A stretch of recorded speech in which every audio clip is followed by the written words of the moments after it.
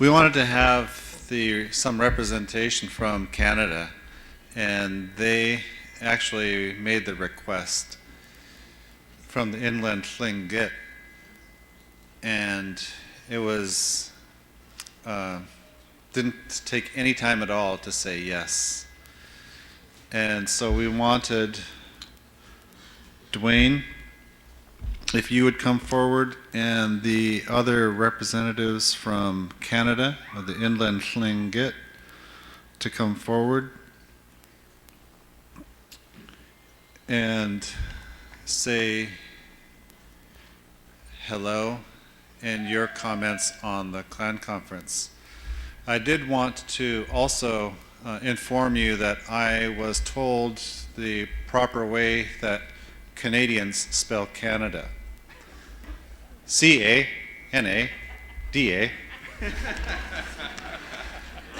Please give them a warm welcome.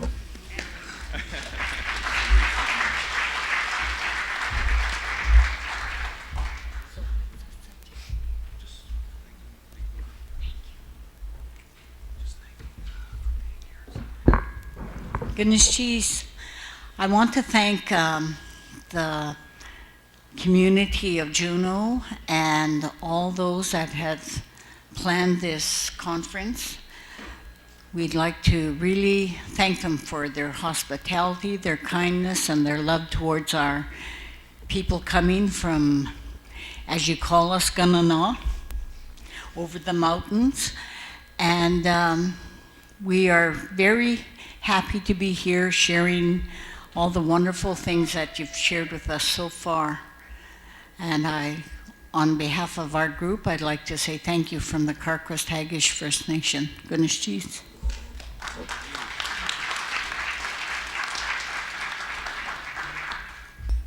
From Atlin, goodness cheese. One of the things that our First Nation has been working really hard on is teaching our children and also having a place to be able to do that.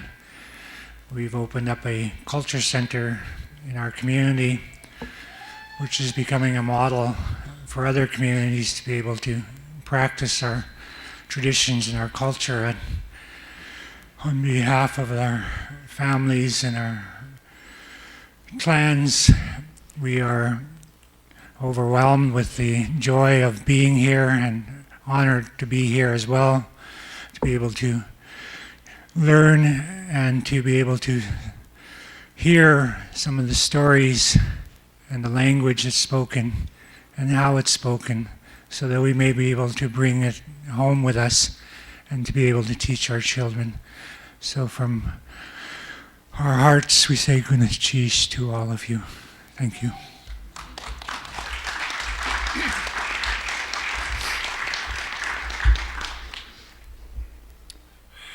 Yeah, I'm a wolf clan for the Taku River, and I just want to tell you a little bit about where Grandpa Billy Williams, his Indian name was Goose, and then the name came from Taku River.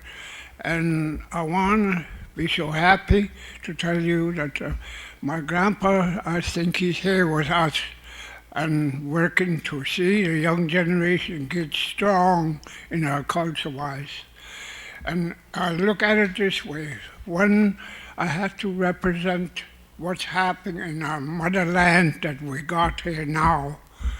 Like the way I look at it, the fish come up the coast from knows where they got raised up, but they don't know where they were born, and that's where we are. We know where we were born. We know we're an awful power of people together. And the way I look at it is the fish swim to where he was born and he die. And this is the thing that I'm looking forward was us talking right now today together as a First Nation of the people of that Wolf Clan, Crow Clan, whatever clan you belong to. I'm very glad that you're all here to hear our culture-wise, and I'm here to help the people to get along together and hold hands for the young generation to learn our culture. And what I call culture is our language. We got to learn our language. And if we do it together, we're going to be a powerful people to speak with one voice of the First Nation people of the North. And I look at it this way. Let's make offers to motherland and say, Gunnar cheese, ach taat atke, yato art lunch. And you know, we're going to get powerful when we use our culture-wise together to be understandable how our great-grandfathers used to work together with Alaska Native and everything. We, as First Nation people from Taku River, our great-grandfathers found a way into Taku River, and we were there to learn our behalf with Alaska First Nation people to be strong for the Native culture, for the young generation to be carrying our system along when you and I are gone, because that's our culture, and we're going to try and get it strong. And please understand, us together, let's make an offer to motherland as good as we can and look at it for the young generation. Your kids going to learn our culture, language, if we work together in a good way of our culture-wise. With that, I thank you all for being here, and Gunnar cheese, ach lilko hach, ach tha hach, Gunnar cheese.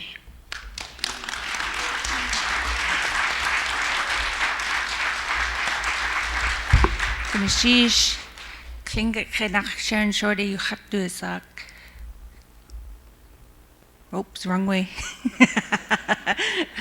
I got a little nervous. Nora's watching me. Tlingit nach Sharon Shorty, Yakutat SOK. Tlingit nach Zent Yakutat SOK. Kaagwaantaan Shau, Atlin Kwan Ayachat, Gunishtish. I'm happy to be here. It's a good day. When I see such a sunny day in Juneau, I wonder why my ancestors moved away inland. I've already had some seaweed, and I see some raven bling out there that I'm going to get, so it's a good day to be here at the conference. Gunishtish. And thank you to the committee for inviting us. And we were friends with Andy Hope, and we're going to perform for him to honor him on Friday night. Some of you know me as Grandma Suzie, and Cash Creek Charlie is behind me. Susie's old man. She brought her husband this time. So if you'd like to have a good laugh, I'm sure you'll come out to see the dinner and see the family and hear all the poetry. And I'm looking forward to perform for you. Gunishtish. Masiti achoni ligetiwan. Gunishtish hoho Aucoin. Gunishtish ligetiwan. Gastant kakushnuk yuchat do sao klingechenach. Duane Aucoin yuchat do sao gleikachenach. Goch nachat CT yanyedi ayachat. Achkla janik you do a sao klingechenach. Vicky Bob you do a sao gleikachenach. Kiks.adi ayachat. Ach ish Sergei Kan you do a sao gleikachenach. Mon père est français acadien. Deshitan Dachkant ayachat. Achlik Yesh dugu yedu sagun. Tlingit chenach. Charlie Bob yedu sagun. Gleka chenach. Dechlisin Kwan ayachat. D'ak'laweidi ayachat. It's an honor to be here today to speak to you as being from somebody who's from D'ak'laweidi Clan. Our people originally come from Kaagwaantaan, so it's always a homecoming when we come back here. Yes, we're Canadian. No, we don't say Gunishtish eh. Masiiti, you hoser. But we still understand each other. It's the one thing I notice about us inlands, we take all the W's and we turn them into M's. So are you coastal or are you inland? No, we're inland. Be our new hand signs.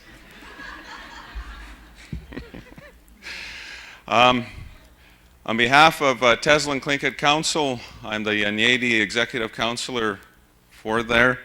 I would like to extend our greetings and our appreciation for being invited to your territory.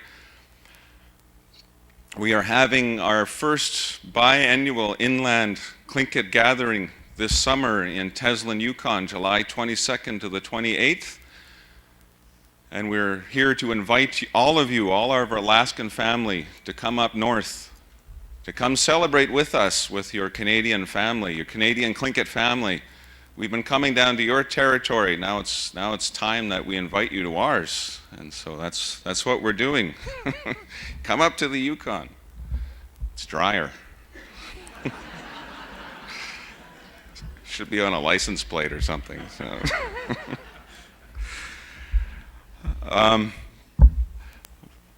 We're pretty lucky in Teslin. Sometimes it's when we live with something, we can maybe lose appreciation for it. That in Teslin, we have our clan governance that's actually integrated into our system, into our whole government. That it's clan-based and based upon Kiks.adi. And I think that's one of the things I want to talk about when I do my presentation tomorrow at 10 a.m., Healing Through Kiks.adi. I want to talk about how Kiks.adi has helped me in my own personal journey, but how Kiks.adi has helped our community and all our people on our journey of healing. And so that's what I'll be talking about tomorrow at 10. And so again, I'd like to thank all the presenters and all the organizing committee, and for all the people who have had us here today. It's an honor to be here, to be back home. There's no Canadian Tlingit, there's no American Tlingit, we are all Tlingit. Chish ho.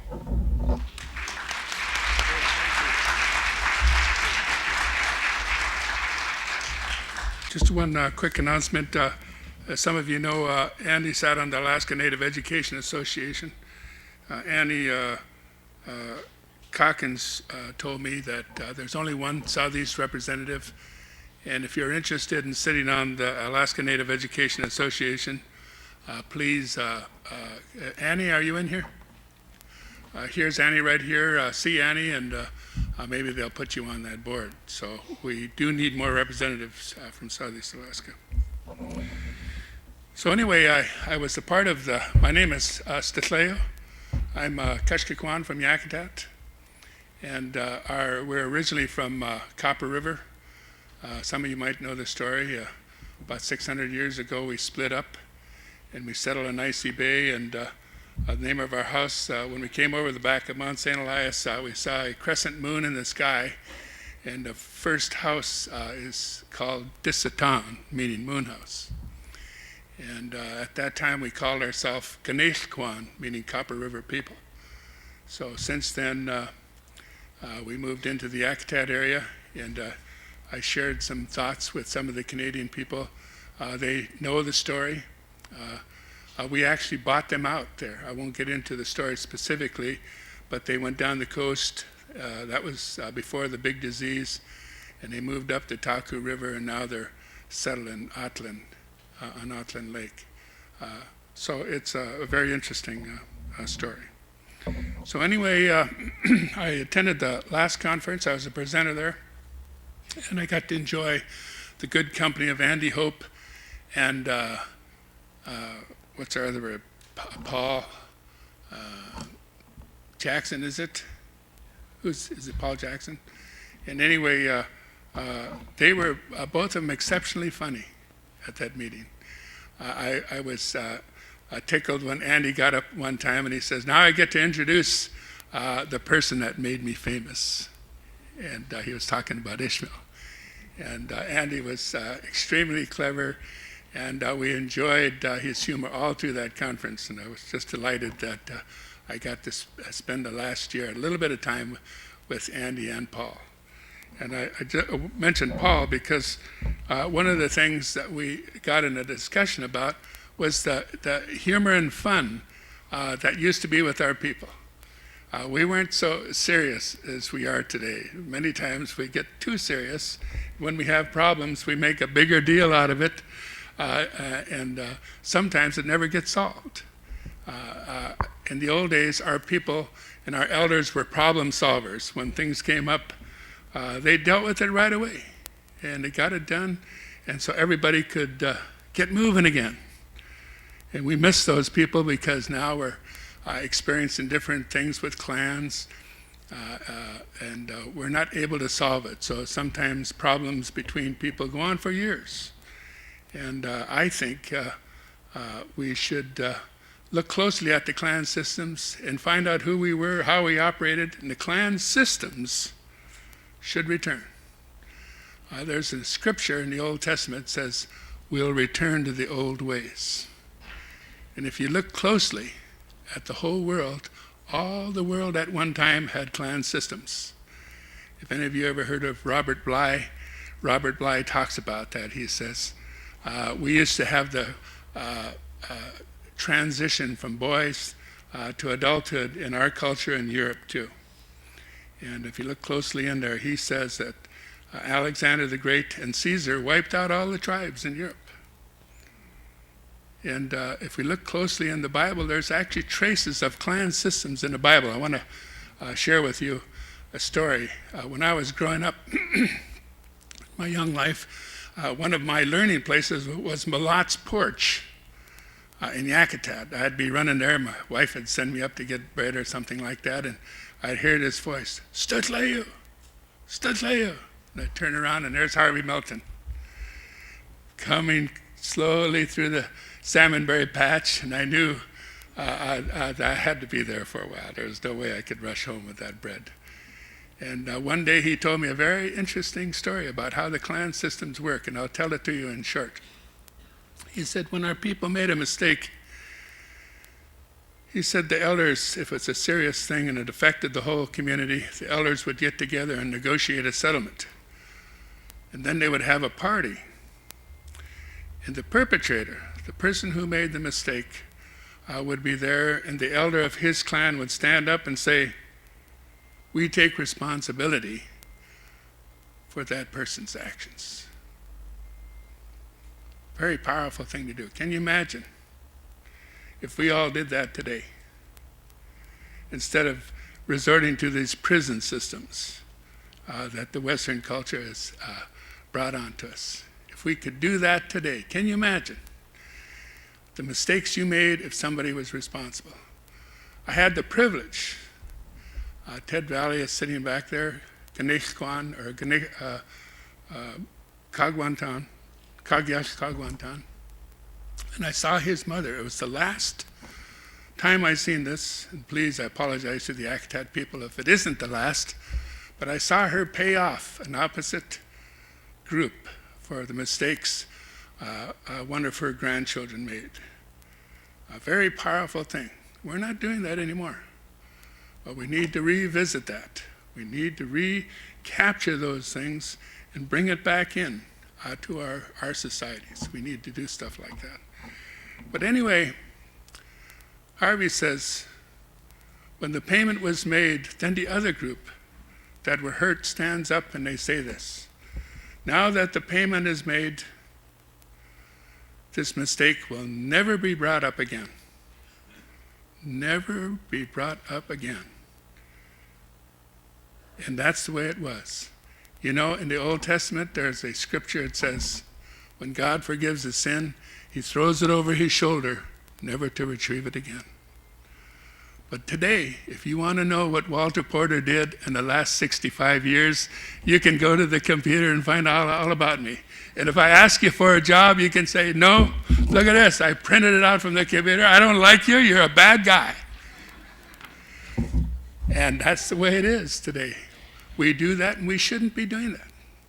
It's an ancient law that we shouldn't be doing it. Everybody, regardless of what kind of mistake, should be able to be recoverable and bring them back in society where they feel just like everybody else. And our elders knew how to do that. Can you imagine? We didn't need prison systems. When Columbus came into West Indies, did he find prison systems there? Tens of thousands of Native people. Were there prison systems? No. We have stories that show us how to avoid that. And that's what I do. I'm a a studier of legends and mythology, and I teach people how to interpret and break down those mythologies. And the reason why I want to bring this up, I think we ought to move into the next phase. Look closely at what the clan systems are, and we'll see, in fact, that we need these systems a lot. Anyway, into another area that's a little lighter. Paul Jackson says to me, he says, it's a wonderful thing to come to a conference, and apparently, and I missed this, and I don't know if it's on film or not, but they had one little segment where they brought up old stories, funny stories. And I missed it, and Paul shared one of them with me. I want to tell it to you. Way back in early 20th century, a couple were shopping in a store, and they obviously were native people, and the tenants there at the store kept a close eye on them, you know, maybe suspicious like. They might run off with something. And anyway, the woman of the two kept putting things in her bag. And so finally they went up to pay for it, and she emptied out all the stuff onto the counter, and apparently she didn't notice one can of pears still in there.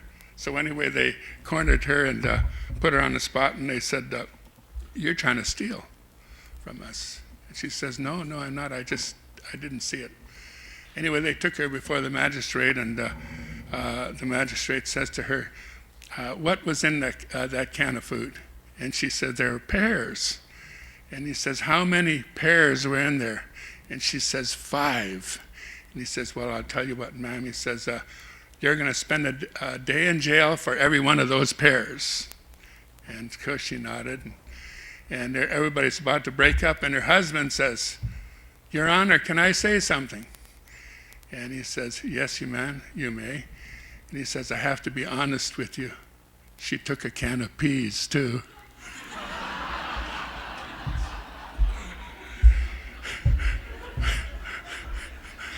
We're not sure, she might still be in jail. And one more. I was in Kaagwaantaan. I was 16 years old, where Schmitty is from. And it was the first A&B ANS convention I'd ever gone to, and we were with the Chilkat dancers. And I'd never been to a big meeting before, and the place was just packed. And this fellow got up and started to tell this story, and he tells a story about another meeting he was at. He said, there's about 1,500 people in the audience, and finally it was my turn to speak, and I got up there and I started to talk, and I thought I was doing pretty good. And I looked up, and golly, about half of the people were gone. And he says, I went on with my speech. It was about an hour long, and he says, the place was really emptying out fast. And finally, there's only one person left in the front row. And so everybody was gone except him. So I walked down off the stage, and I walked up to him, and as I approached, he stood up, and we shook hands, and we're very cordial with each other. And I thanked him for staying for my whole speech. And we're just about to leave, and I turned to him and I said, by the way, what was it in the speech that you liked? And he says, well, you know, he says, I didn't like anything of it. He says, the only reason why I'm here is I'm the next speaker. So with that, I want to introduce the workhorse of the planning committee, and that's Steve Henrikson. He works at the museum, State Museum, and I must tell you, I've never worked with such a group of people that are so patient with each other and so hardworking and so dedicated to make these conferences possible. Let's give Steve a big hand.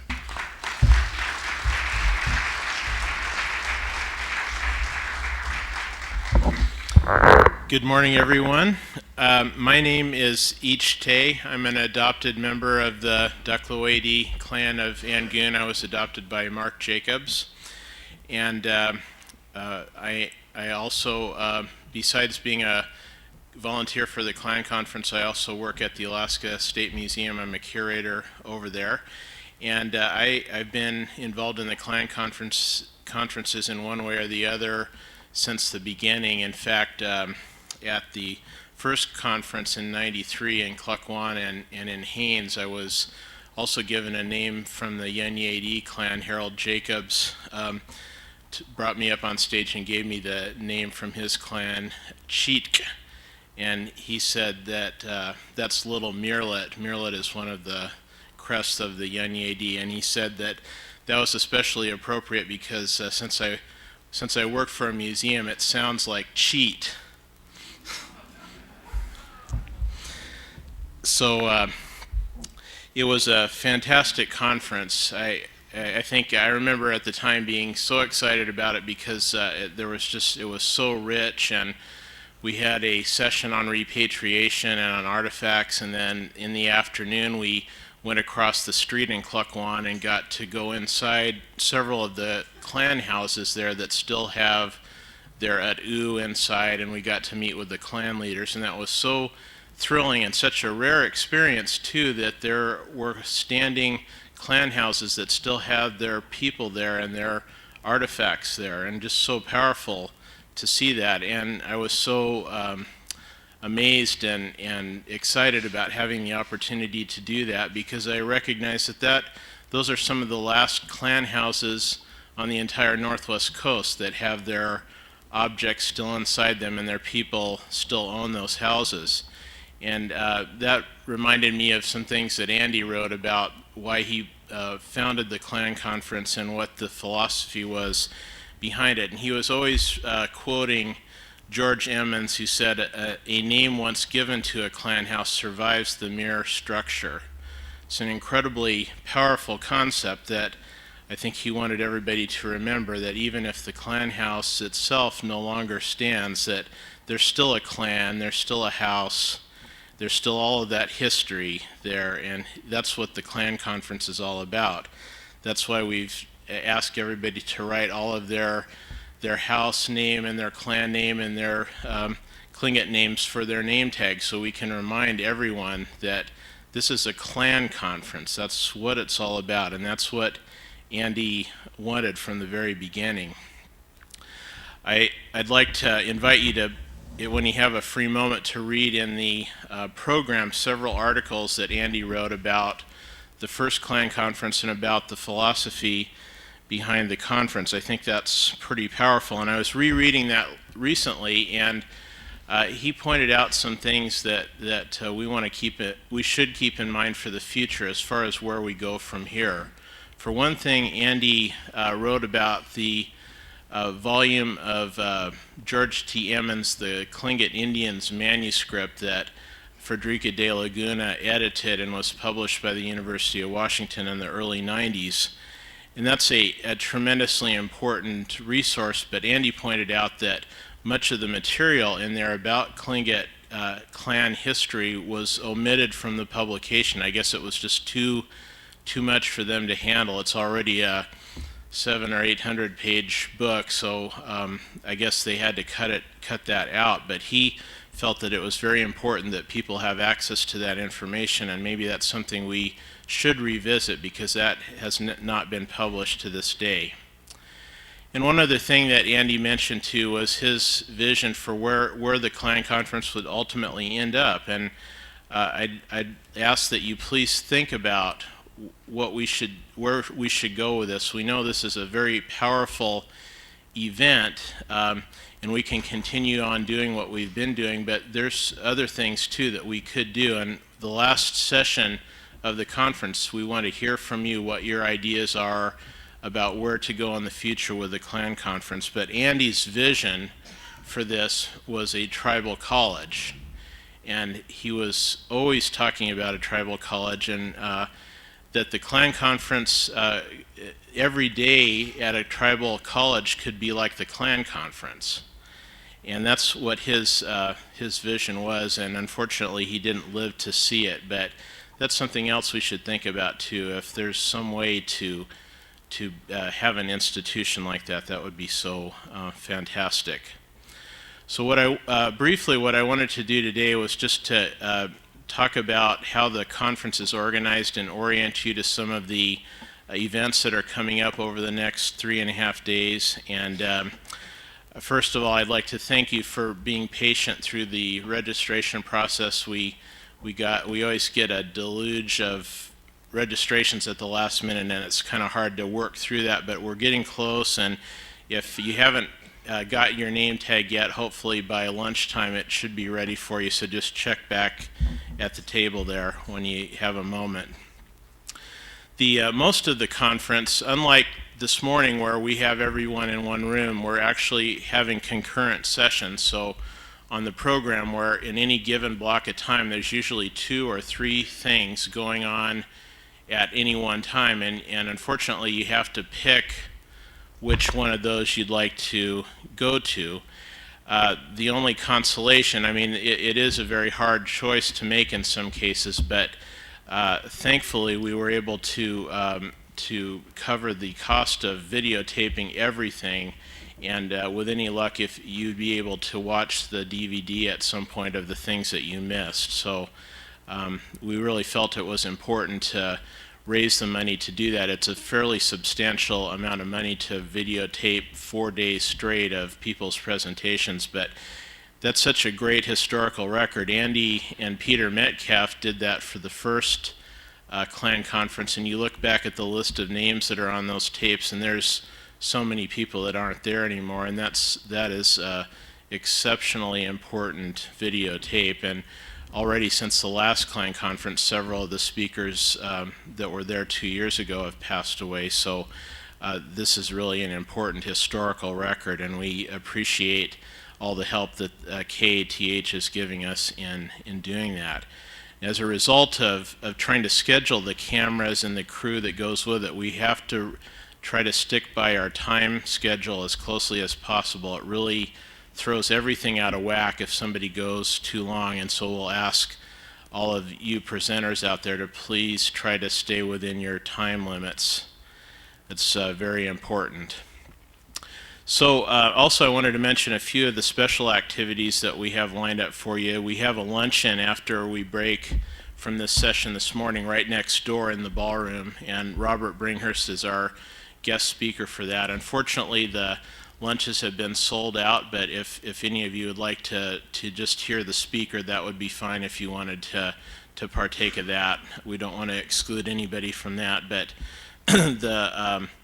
we have 2 other meals planned that are officially associated with this conference. The dinner tomorrow night is Ellen Hope Hayes as our guest speaker, and we also have the Andy Hope Memorial Dinner on Friday night, and there is still room available on those, but I'd like you to please, if you haven't already registered for those, please do so right after this session, because we have to turn the number into the caterers for that. The theater performance for tonight, if you need a ride over to the theater, which is in Douglas, we have a couple of buses lined up for you that will be here at 6:30, and they'll leave at 6:45. It only takes a few minutes to get over there to the theater. You can also drive yourself if you have your own vehicle.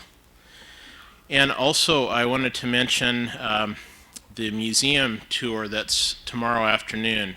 It starts at 3:30 and goes till about 6:15, I believe. And I wanted to make a special invitation to everybody. I really, that's where I work, and the tours that we're giving are they're not part of the public areas of the museum. We want to actually take people down into the bowels of the museum, as we say, down in the basement where a lot of our work goes on, and we have Ellen Carley is the conservator for the museum, and she wants to show you some of the things she's been doing on preserving artifacts. She's one of the most exciting projects that we've had in a long time is the conservation of some 4,000 and 5,000 year old baskets that were found on Baranof Island. And if you'd like to take a look at those and talk to Ellen about how you go about preserving those, this would be a great opportunity. And also, I'd like to show you down where we have many of the artifacts in storage. We have the museum's own collection there of, I think there's about 2,000 artifacts from Southeast Alaska. And also we have a few cabinets of artifacts that are on loan from clans and from tribes. And I'm not sure which of those things will be available for you to see, but certainly some of them will. And I'd really like to to personally show you what we do down there. So please do keep that in mind if you get a chance to come over. It's right across the street from Centennial Hall, and we'd really love to have you there. And as I said, the last scheduled activity of the conference is a wrap-up with Gerry Hope and the organizing committee, and we'd really love to have your input into the conference. What works, what doesn't, and what you'd like to see happen in the future. This is a great time to do it. We probably need to take a little bit of a break after this conference, but realistically we need to start thinking about the next one, which will tentatively plan for 2011 in a community yet to be decided. We have talked about Ketchikan next time, maybe Sitka. Sergei and I just thought that going to the interior would be fantastic. We've never been there before. So please think about these things as we go through the next couple days, and please do come on Saturday afternoon for that wrap-up session. So just a couple other things I wanted to mention. There are words about some of the art-related sessions that are on the schedule. On this afternoon, there's two what I think will be really interesting art-related sessions. There's art history session. Bill Holm, myself, and Sergei Kan and Alexis Bunton are giving presentations on various aspects of Tlingit art history and material culture. Bill is giving a presentation on an ancient form of canoe, the head canoe, that should be very interesting. And following that, there's a full session on basketry and beadwork. Ellen Carley will be talking about conservation, Swapna on Tlingit basketry designs, and Megan and Kate Duncan on beadwork. So if you're interested in those subjects, please come. And also on Saturday, there's several repatriation sessions that I'm involved with, and that of course is something that I work with a lot at the State Museum. One of the sessions is headed by Harold Jacobs, and he and Bob Sam will be talking about some of the activities through Tlingit and Haida and some recent repatriations, and Bob is talking about the respectful treatment of human remains. My session is going to include Judy Ramos and Elaine Abraham, and also Terry Fifield will be part of that. So that should be a pretty interesting coverage of what's going on with repatriation. It's been in our vocabulary since 1991, or if not before. But what's happening now over 20 years, well, not quite 20 years later, but this will be a chance for you to hear some of the latest information of what's going on with repatriation. And finally, I wanted to again mention that there is a visitation for Lydia George this afternoon, and if you can slip out of the conference for a few minutes, it's probably about a 10-15 minute drive over to the funeral home. And I believe Gerry Hope is going to be heading over there this afternoon, and if anyone wanted to make any memorial donations, they could do that at the registration table. And I would like to thank Tom Thornton for his memorial donations for Lydia and also for Andy Hope. So with that, I'll end it. Thank you very much and enjoy the conference.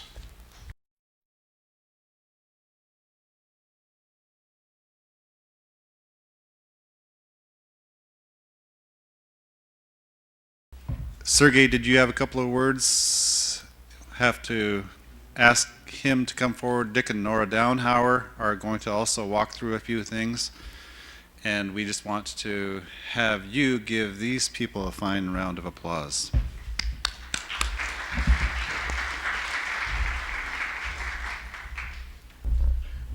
Good morning. My Anushi name is Sergei Kan, and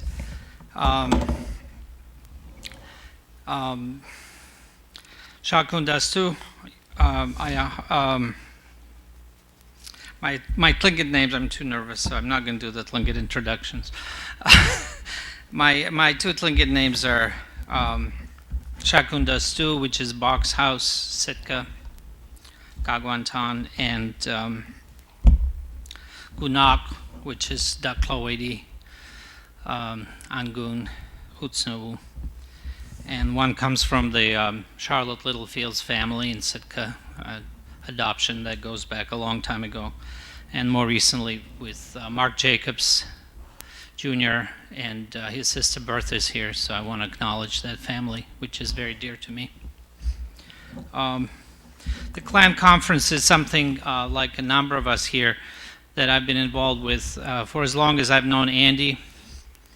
And I too remember the 1993 Kaagwaantaan conference. I think it was very special for reasons that Steve mentioned, but also for me, it was the camaraderie that we shared with Andy and his wife, Elizabeth. We all stayed together in one house that was given to us to stay. I think the Tlingit family was away on vacation, and we just sort of camped out there, and we had so much fun. I really got to know Elizabeth. I knew Andy very well, but there was laughter and late night talk, and there were a few other people from New York. There were some museum folks, and it was just a lot of fun. And Andy just enjoyed himself. And I'm not a good photographer. I mean, if we're talking master of photography, it's really Peter. And I think just for documenting the history of clan conferences with his camera, Peter deserves a lot of credit.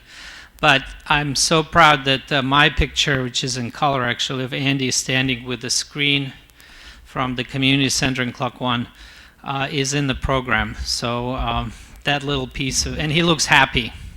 I like that picture much more than the other picture of him in his last years of his life where he looks sad. And there he looks young and happy. And that's the Andy I remember, and that's the one that I want to keep in my heart and in my soul. I'll be talking more about Andy at the memorial dinner. I miss him terribly. But here I just want to say a few words about the conference highlights. And of course, I'm tempted to highlight the sessions that I'm involved in, but I want to mention a few others. This afternoon, there is a very interesting session, and not just because Steve and I are going to talk about this new catalog that the Russian Museum in St. Petersburg, the Anthropology Museum, has just published, and it's already been circulating in Southeast. It's all in Russian, so unless you know the language, you need to hear it from someone who speaks it, and Anushi Ayahat. So you got to talk to the Anushi here.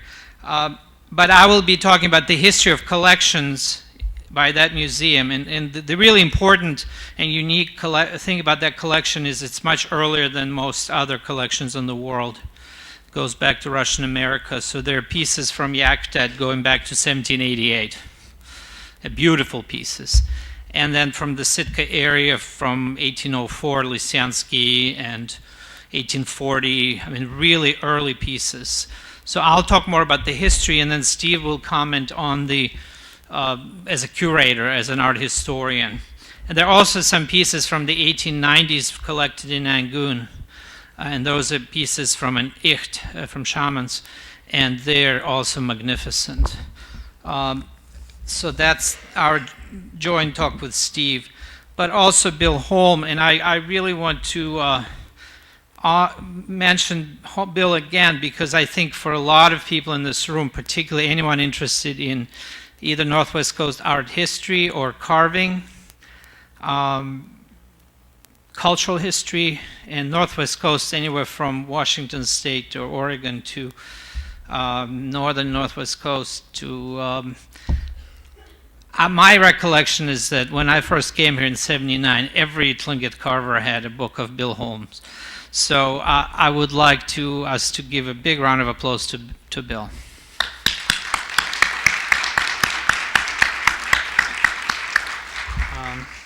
And I'm very proud of Alexis. I don't know if she's here.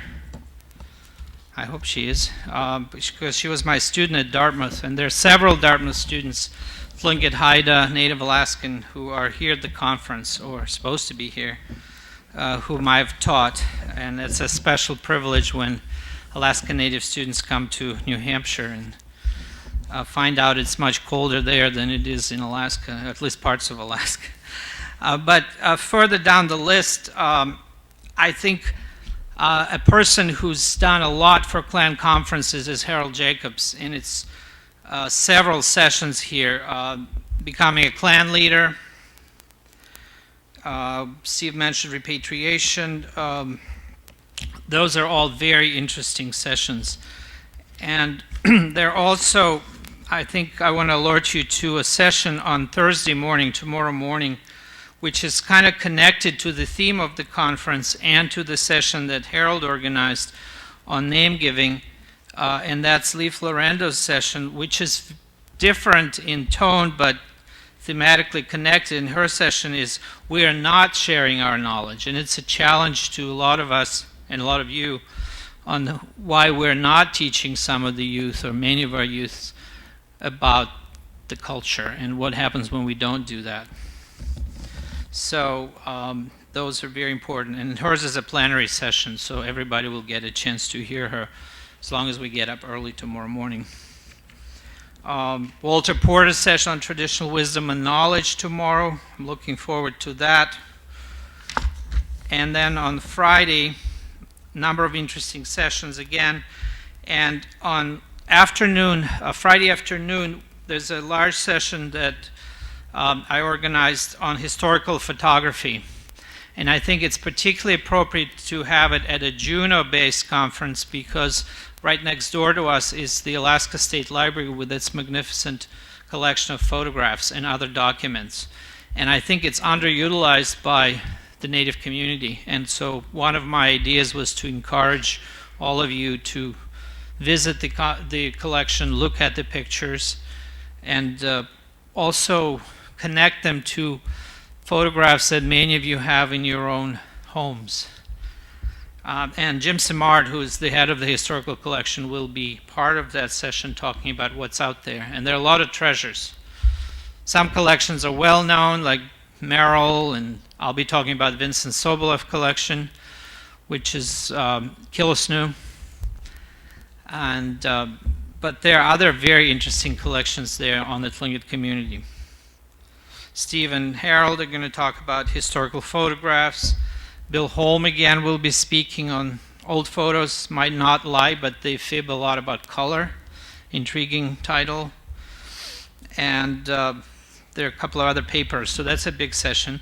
We're competing with a very interesting session if you're interested in native fishing and herring subsistence, and that's a session called Herring Synthesis, a large session organized by Tom Thornton, or moderated and organized by Tom Thornton, with a number of presenters, archaeologists, cultural anthropologists, native folks, experts, cultural experts. So there's two big sessions, and also one on Alaska Native response to statehood, which of course we're in the 50th anniversary of that. So we got a lot going on late Friday afternoon.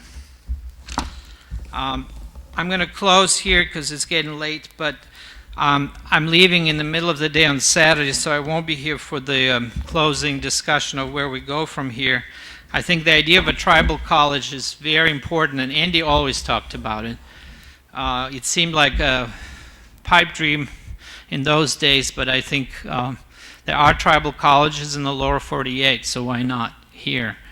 But in the more immediate future, my own, as I was listening to our friends, family, guests from Yukon and British Columbia, I was thinking, why not in the next conference over the mountains?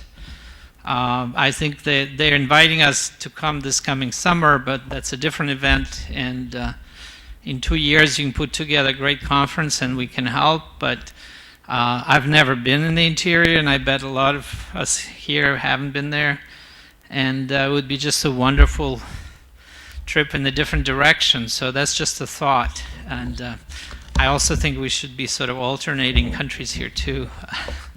Thank you. You are sold out on the food. Come and listen to the Food for Thought. Fascinating title, The Reincarnation of Stories, with Robert Bringhurst, and whatever he says, it's going to be good. And I was one of the people that was advocating for him to do his old gigs. He said, "Well, this one was great, the one we saw in Paris," and he got pretty feisty about it and says, I don't repeat my talks. I mean, give a new one every time you're bringing me up here. So he actually has something new, and we're all kind of waiting to see. Another literary one this afternoon with the Vivians, young and old, Vivian and Vivian Jr., sorry about that, on the problem of inaccurate records and what can we do about it? How can we fix that? This afternoon, session 4, Ernestine Hayes is moderating. Nora will be in with that, as well as Bert Adams and some of her Ernestine students from the university, Forrest Kvasnikoff among them, and they'll be talking about Tlingit literature. So this is a chance to interact with Tlingit readers who are actively writing today and producing material. Tonight, the theater, Nora and I, and probably Dave and some of the others will have a few comments before, and the Kiks.adi will be also doing part of the presentation before the play.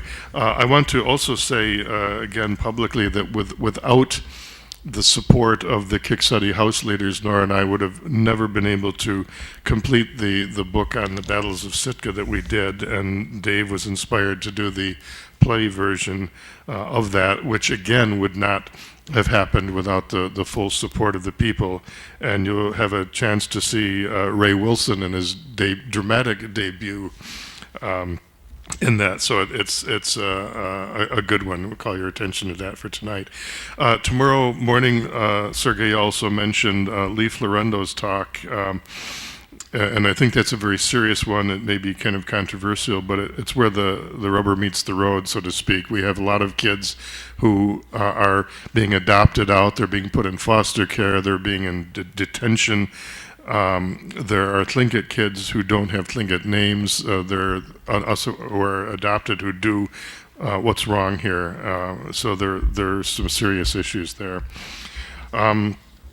The afternoon session, there's going to be another, again, as one of my friends once commented about museums, it's like an acre of fruitcake. So we have, unfortunately, some very good things that are happening at the same time. One on Tlingit music with clan songs with Irene Lampe, and another with Ethel Metcalfe and Robbie Littlefield and her gang. That should be good. And concurrent with that, unfortunately, is ours, the Gaff Hook, Native Storytellers and Their Audience Then and Now. And that will be with Ishmael moderating and with Robert Bringhurst and Nora and myself. So we'll be talking kind of about, the fancy term is ethnopoetics, style, whole bunch of things, problems of translation, also some of the socio-political problems. How do you get Native literature in the curriculum? How do we get people to accept Indigenous literature as serious adult literature? A theme very dear to Robert's heart and writing is when you look at Canadian literature and American literature, it always begins with the colonial period, as if there was nothing else there, and is nothing else there other than what happened after 1776 or something like that. So there is a tremendous history of literature there. Friday morning, there will be one that Gerry is moderating. Are you going to say more about that, Gerry? Okay, in which case I won't. Language things. We've got a couple of very, very interesting language ones coming up. Session 10, the Tlingit Language Alive, that'll be moderated by Alice Taff. And there'll be several presenters at that, one of which will be a panel with Alice again as moderator, with Marcia Hotch and Ethel McKinnon, Robbie Littlefield, Cassie, and Nora and myself, on using the mentor-apprentice method for language learning. This is probably the most successful way of learning a language, when you just apprentice yourself to a master speaker. So there'll be a session on that. James Crippen comes to us from Wrangell by way of Hawaii. He'll be giving a talk. And then there'll be project updates from Nora and myself and Alice Taff and Carrie Edwards on some of the work that we're doing at through our various projects that's available for your classrooms. The afternoon, again, a language session by the school district people and some of the Sea Alaska people called Learning the Tlingit Language. It's elementary. Annie Calkins will be moderating that. It'll have Linda Bellardi, Jessica Chesser, Nancy Douglas, Jennifer Scott, Alice Taff. Lots of interesting stuff going on with curriculum, with all these people in the schools. Also, a language performance. The students from Santikini will be performing "The Woman Who Married the Bear." Unfortunately, those are concurrent as well. So that, I think, for language. At the memorial dinner, there'll be some poetry readings as well as Grandma Suzie. We always look forward to her visits. And I think that's pretty much it for language, unless I'm in literature, unless I'm missing anything else on that. So anyhow, we're excited. I'm glad they're videotaping this because when we're talking ourselves, we're going to be missing some good stuff by our friends, but so it goes. Thanks.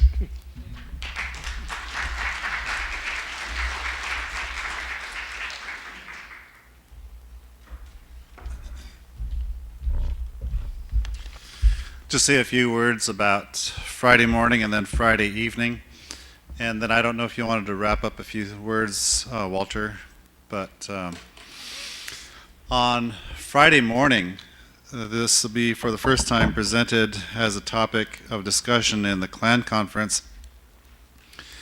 And that's reaching the topic, Impact of Alaska Natives from Contact to Today and Tomorrow. It's intended to be a broad subject because there is so much that we can talk about when it comes to the impact of westernization from the first contact to now and in the future. But Nora Dauenhauer has graciously accepted to be on the panel, and I am going to recruit a couple of other people. And as a result, there is names in a basket, and so we will choose one of your names. No, just teasing.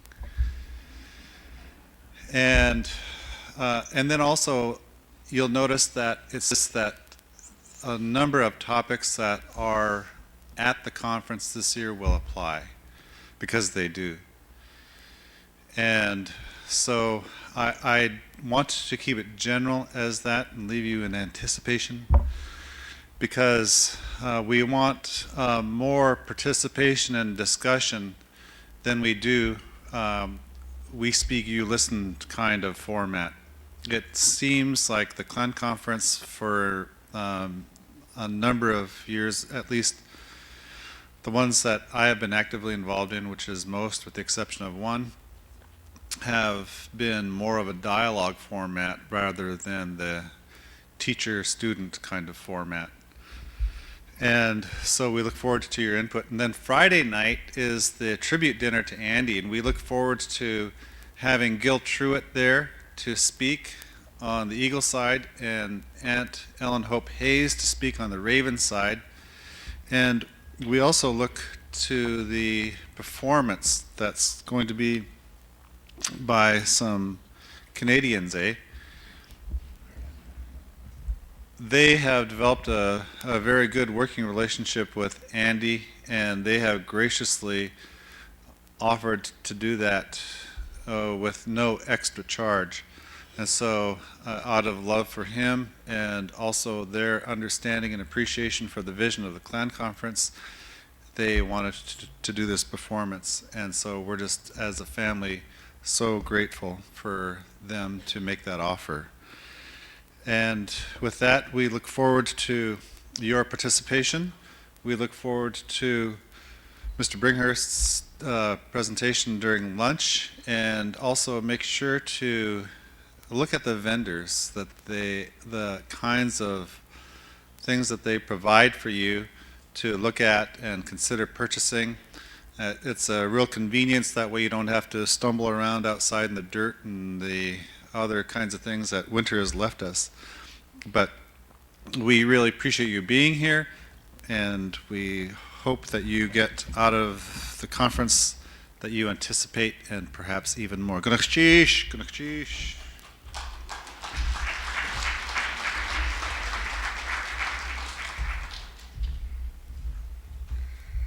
Sergei just reminded me of something. We are proud that Gerry Hope is taken over as our leader, replacing Andy, who we thought a lot of.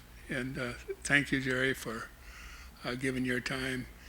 And thank you for all that you've been putting together. It's impressive to see you fill Andy's shoes. We're very proud of you, as we were very proud of Andy. So I just want to take a minute. I want to introduce John Shaeffer from Northwest Country. Stand up, John.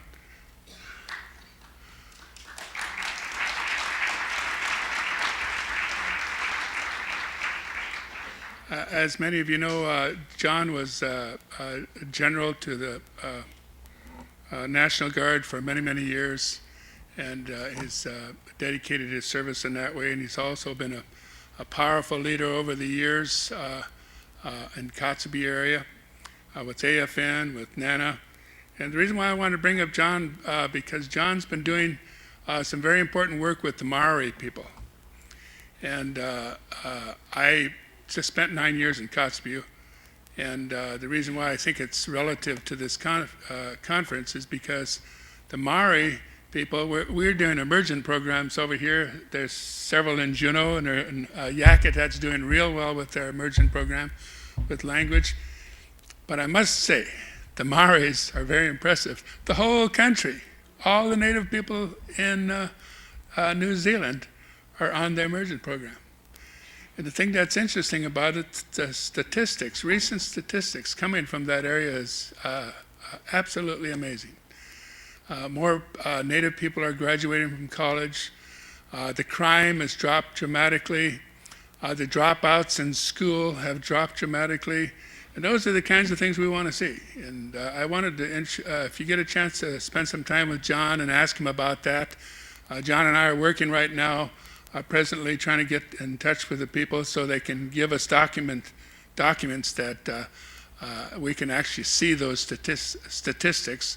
And many of you are interested in improving your immersion program. Obviously, all of us need funding. So we really need that information over here so we can use it in our grant writing. So with that, I think we're going to go ahead and break now. It's 1:45, and we want everybody back here at 1:30. Enjoy your lunch, and kunik cheese for coming.